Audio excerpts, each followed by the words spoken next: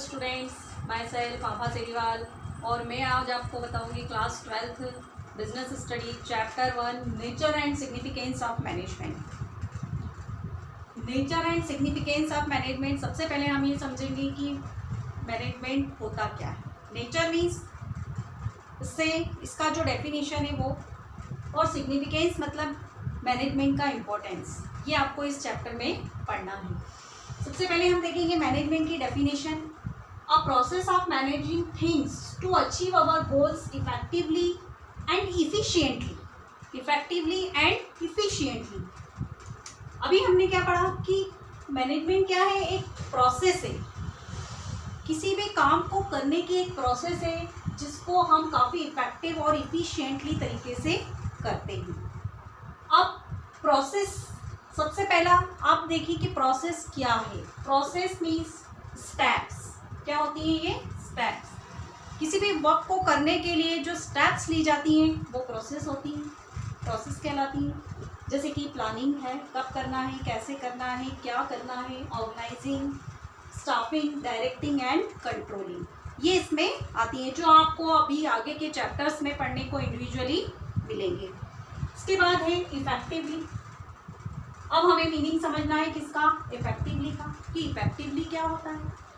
Effectively means completing the task on time. किसी भी task को आपको पूरा तो करना है, बट एक टाइम लिमिट जो दी गई है उसमें आपको उसको पूरा करना है। अगर उस दिए गए टाइम लिमिट में आप उसको पूरा करते हैं तो वो इफेक्टिवली कहलाता है। सपोज एग्जाम्पल हम यहाँ दे सकते हैं कि मिस्टर ए, उनको एक 50 यूनिट्स प्रोडक्ट करने के लिए टाइमिंग दिया गया है 2 डेज का। 2 डेज का टाइम उनको दिया गया है। अगर मिस्टर ए 50 यूनिट्स 2 डेज में कंप्लीट कर लेते हैं, बट उनकी कॉस्ट जो है वो थोड़ी सी ज़्यादा होती है, तो क्या वो इफेक्टिव कहलाएंगे? यस, वो इफेक्टिव कहलाएंगे क्योंकि उन्होंने दिए गए समय में उस काम को पूरा किया है। सेकेंड है हमारा इफेक्टिवली के बाद इफिशिएंटली। इफिशिएंटली ये किसको फोकस करता है? कॉस्ट को फोकस करता है। Completion of task with minimum cost. जो भी टास्क आपको दिया गया है वो आपको मिनिमम कॉस्ट में तैयार करना है, पूरा करना है। मिनिमम कॉस्ट और अवेलेबल रिसोर्सेज, जो भी रिसोर्सेज अवेलेबल हैं उनका मैक्सिमम यूटिलाइजेशन करना है और मिनिमम कॉस्ट पे उसको पूरा करना है। तो ये आपको इफेक्टिवली और इफिशिएंटली का मीनिंग समझ में आ गया होगा कि किसी भी काम को करना, दिए गए समय में पूरा करना और साथ में ही उसकी कॉस्ट को भी मेंटेन करके रखना, ये मैनेजमेंट के अंदर आता है। Features, goal oriented. मैनेजमेंट का एक गोल होता है। कोई भी ऑर्गेनाइजेशन की जब का फॉर्मेशन किया जाता है तो उसका एक गोल होता है। उस गोल को लेकर ही बिजनेस प्लान किया जाता है। जैसे मान लीजिए कि आप भी स्टूडेंट्स हैं और आप का गोल है 95% या 90% अबव 90% आपका एग्ज़ाम में टारगेट है मार्किंग का, तो आप क्या करेंगे? उसी हिसाब से अपनी स्टडी करेंगे। उसी तरह से एक बिजनेस का भी गोल होता है, उस गोल को लेकर ही सारी एक्टिविटीज़ की जाती है। यूनिवर्सल। यूनिवर्सल का मतलब होता है सब, चारों ओर, सब तरफ। मैनेजमेंट की जो ज़रूरत होती है वो हर फील्ड में होती है, चाहे वो स्मॉल स्केल इंडस्ट्रीज़ हों, चाहे वो लार्ज स्केल इंडस्ट्रीज़ हों, घर हो, ऑफिस हो, स्कूल हो, कॉलेजेस हों, हर जगह मैनेजमेंट की ज़रूरत होती है। Multi dimensional means multipurpose. अब इसके अंदर आती है वर्क। सबसे पहले ये डिसाइड किया जाता है कि क्या काम करना है, क्या काम करना है और किन लोगों के द्वारा करवाना है ना। तो सेकंड थिंग आ जाती है पीपल, जिनके द्वारा इस वर्क को करवाना है।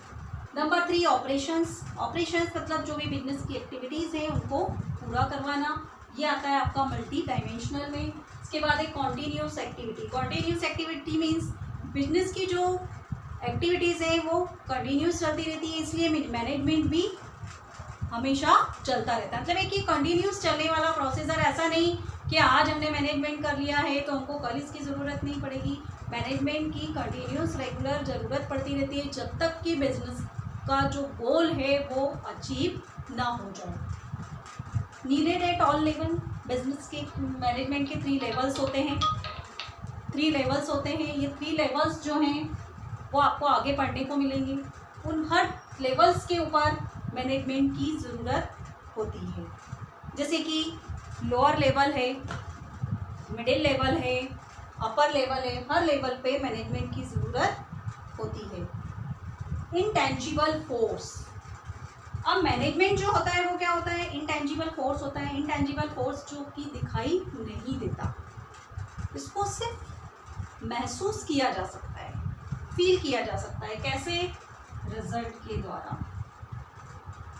जैसे जब आप लोग स्टडी करते हैं, जैसे आपका गोल है अबव 90% लाने का, तो जब आप स्टडी करते हैं तो वो आपको दिखाई नहीं देती है। कब दिखाई देती है? जब आपका रिजल्ट आता है और आपके 90% आते हैं, है ना? तो आपको पता चलता है कि आपने जो पढ़ाई का मैनेजमेंट किया था वो प्रॉपर है या नहीं। इसी तरह से बिजनेस ऑर्गेनाइजेशन में भी जो रिजल्ट होता है लास्ट में बिजनेस का, वो उसके मैनेजमेंट को शो करता है। अगर उसने प्रॉपर समय में अपना गोल अचीव कर लिया, इट मीन्स बिजनेस का मैनेजमेंट काफ़ी अच्छा है। तो ये थी कैरेक्टरिस्टिक्स फीचर्स ऑफ मैनेजमेंट। अब हम पढ़ेंगे ऑब्जेक्टिव्स ऑफ मैनेजमेंट। मैनेजमेंट क्यों किया जाता है, क्या कारण है मैनेजमेंट करने का, तो उसके जो ऑब्जेक्टिव्स हैं, उसके जो एम्स हैं, वो हम यहाँ पर पढ़ेंगे। अब 3 टाइप्स में इसको डिवाइड किया गया है, ऑर्गेनाइजेशनल, सोशल और पर्सनल। ऑर्गेनाइजेशनल ऑब्जेक्टिव्स क्या क्या हो सकते हैं? Maximum output at minimum cost. Her business का मोटो क्या होता है? प्रॉफिट अर्न करना, कि उसको कम से कम कैपिटल इंट्रोड्यूस करना पड़े, कम से कम पैसा उसको लगाना पड़े और उसको मैक्सिमम प्रॉफिट हो जाए। तो मेन एम क्या रहता है इसका? कि ज़्यादा आउटपुट हो और कॉस्ट कम आए, ताकि उसका जो प्रॉफिट है वो बढ़ सके। टू फेस स्टिफ कंपटीशन, आज की जो एज है वो काफ़ी कंपटीशन की एज है। आपने देखा होगा मार्केट में कितनी कंपटीशन है, चाहे वो स्टेट लेवल पे हो, नेशनल लेवल पे हो या इंटरनेशनल लेवल पे हो, काफ़ी स्टिफ कंपटीशन है। तो इस कंपटीशन को फेस करने के लिए भी मैनेजमेंट ज़रूरी है।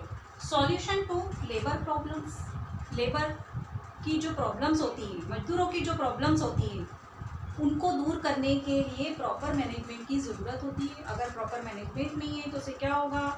जो वर्कर्स हैं, लेबर्स हैं, वो अनसेटिस्फाइड रहेंगे। अनसेटिस्फाइड रहेंगे तो क्या करेंगे? वो स्ट्राइक करेंगे, लॉकआउट करेंगे। तो इन सब चीज़ों से बचने के लिए प्रॉपर मैनेजमेंट की ज़रूरत होती है। Coordinate between traditional and new techniques, आजकल आपने देखा होगा कि काफ़ी सारी न्यू टेक्निक्स आ गई हैं। किसी भी टास्क को करने के लिए काफ़ी नए नए रोज टेक्निक्स आती रहती हैं। तो न्यू टेक्निक्स और ट्रेडिशनल जो टेक्निक्स हैं उनके बीच में कोऑर्डिनेशन बना के रखना भी मैनेजमेंट का एक इम्पोर्टेंट वर्क होता है। ये थी organisational objectives. Now social objectives.